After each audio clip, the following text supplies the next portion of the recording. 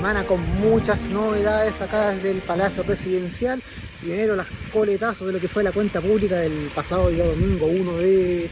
junio, ya de Valparaíso, muchos temas que se quedaron discutiendo posteriormente, partiendo tanto por los anuncios del proyecto de aborto, por una parte, que tuvo bastantes complicaciones, bastantes discusiones del lado de la oposición, atacando la propuesta del gobierno, un anuncio que se había hecho ya en días previos, pero que el presidente de la República obviamente lo formalizó,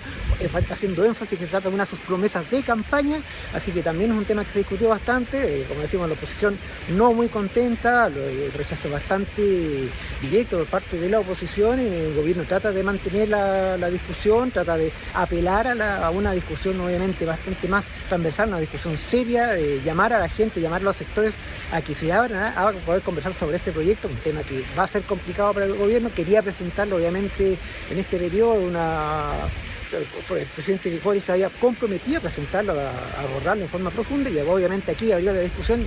Tenemos un tiempo para rato obviamente para lo que se va a ver en el Congreso. Otra de las medidas también que causó bastante polémica, bastante discusión, fue el tema del anuncio por parte del presidente de rompimiento de relaciones militares con Israel, un llamado abierto a apoyar lo que España estaba haciendo de cortar todo lazo militar y entrar directamente a un embargo de armas con respecto a Israel. En todo caso, el que más sufre en este sentido es Chile, que es el que compra bastante sistemas de defensa a Israel, uno de los principales proveedores,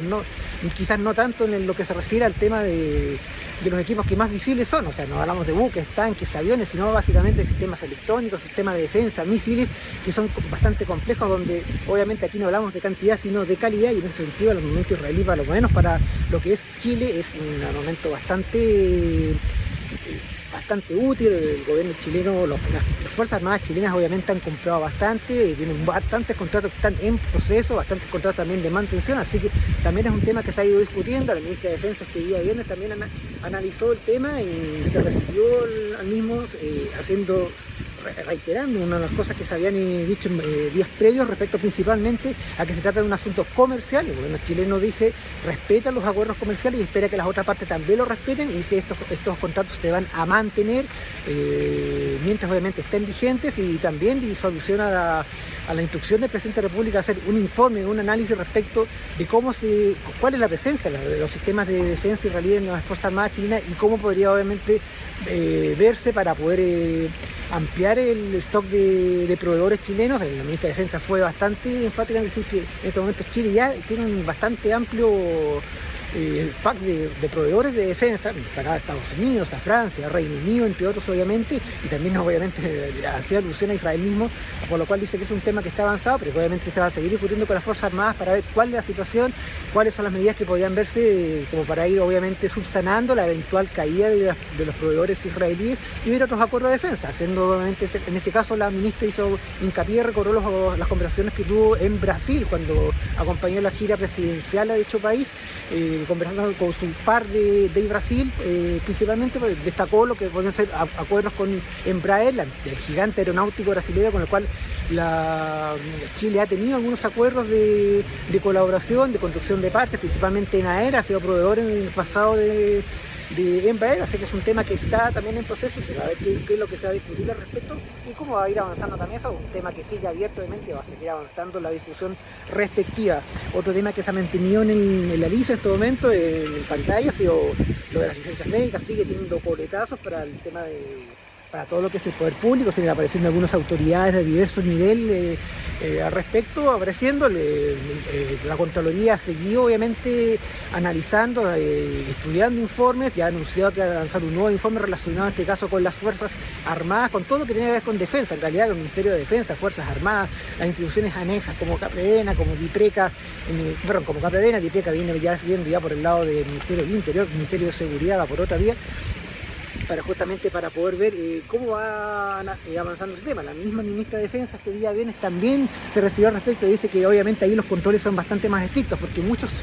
casos la salida al exterior, en el caso de oficiales y de altos oficiales, depende de una firma de la ministra de Defensa, mientras que la salida ya de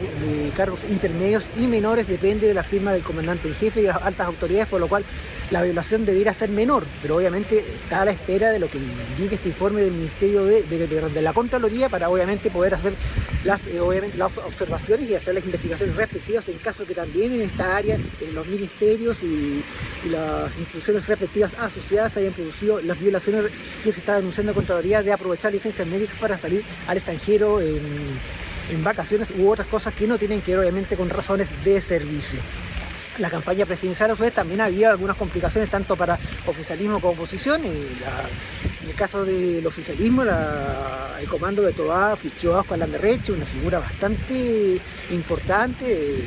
académico, estudioso, ocupado cargos públicos en gobiernos anteriores, pero sus críticas contra el Frente Amplio encendieron la polémica. Del Frente Amplio le respondió bastante fuerte a Landerreche. Había algunas críticas respecto también contra la acción de Toa, algunos foros presidenciales que salió durante la semana también había sus discusiones entre las candidaturas, en esas candidaturas del Frente Amplio, Minter, Jara por el lado del Partido Comunista y también Toa por el lado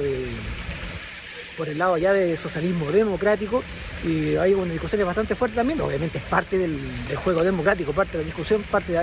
de lo que tiene que ser una campaña de cara en este caso de las primarias presidenciales del oficialismo, así que también vamos a estar viendo cómo va avanzando ese tema,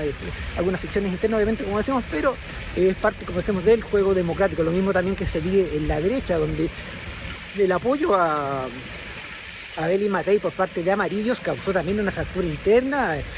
Soledad Alvear, una histórica de la democracia cristiana, que también obviamente después de salir partido pasó a este movimiento Amarillos, salió de esta agrupación señalando claramente que ella no apoyaba a la derecha. Obviamente ahí también una discusión interna. La misma Evelyn Matei esta semana le puso pie en el acelerador y empezó obviamente a criticar a diversos aspectos, a diversos sectores. También tuvo esta sonada pelea con el gobierno, con la ministra vocera subrogante, a la que mandó literalmente a callar en esta suerte de discusión en torno al futuro del penal de Punta Peuco, que fue anunciado también por el presidente de la República en su cuenta pública, que lo convertiría en una cárcel común y corriente al respecto, funcionando como cualquier otra, y también discusión entre sectores de la derecha con el oficialismo, y esta discusión también que llegó a la salida de la candidata Evelyn Matei, que mandó a callar a la ministra subrogante de gobierno. Pero esto esconde también otros temas, otro punto, también aquí la Evelyn Matei está apuntando a buscar votos, a captar más votos dentro de la derecha en esta disputa que está teniendo ya principalmente con José Antonio Kast, ya que Kaiser ha bajado bastante el último tiempo las encuestas. Parece que